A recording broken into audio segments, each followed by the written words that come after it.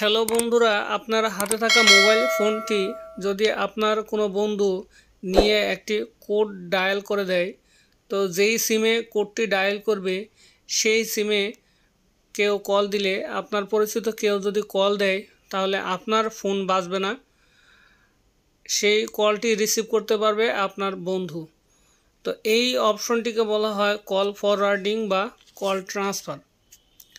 তো বন্ধুরা, আজকের ভিডিওতে জানতে পারবেন যে আপনার কোনো সিমে কল ফরওয়ার্ডিং অপশন চালু করা আছে কিনা, আর যদি থাকে সেটা কিভাবে ডিসেবল করবেন, সব কিছুই আজকের ভিডিওতে দেখিয়ে দিব।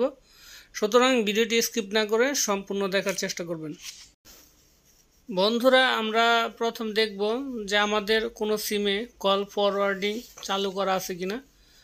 তো এই জিনিসটা চেক করার জন্য আপনারা কল সেকশনে যাবেন, যাওয়ার পরে *#21# লিখে কলে ক্লিক করবেন। তো যেই সিমে আপনারা দেখতে চান সেই সিমটাতে ক্লিক করবেন। এখানে দেখতে পাচ্ছেন নোটিফিকেশন চলে আসছে, call forwarding voice not forwarded since not forwarded, মানে এই সিমে আপনাদের কোনো কল ফরওয়ার্ডিং করা নেই। তো জাস্ট ওকেতে ক্লিক করে দেবেন।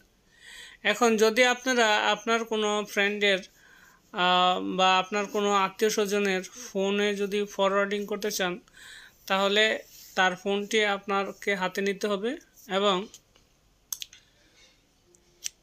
কল সেকশনে চলে যাবেন। যাওয়ার পর *21# আপনার নাম্বারটি দিবেন, আপনি যেই নাম্বারে কলটা রিসিভ করতে চান সেই নাম্বারটি দেওয়ার পর হ্যাশে ক্লিক করবেন।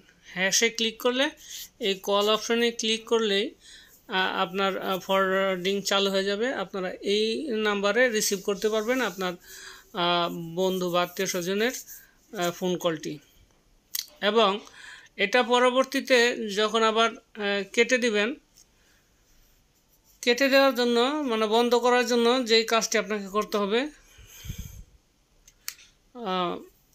আপনারা কলে যাবেন, কলে যাওয়ার পর #21# দ্যাট কলে ক্লিক করতে হবে। ক্লিক করলেই আপনাদের সিমে যে ফরওয়ার্ডিংটা ছিল সেটা বন্ধ হয়ে যাবে। তো বন্ধুরা, এই ছিল আজকের ভিডিও যদি ভালো লাগে তাহলে অবশ্যই একটি লাইক দিবেন, আর কী ধরনের ভিডিও চান কমেন্ট করে জানাবেন।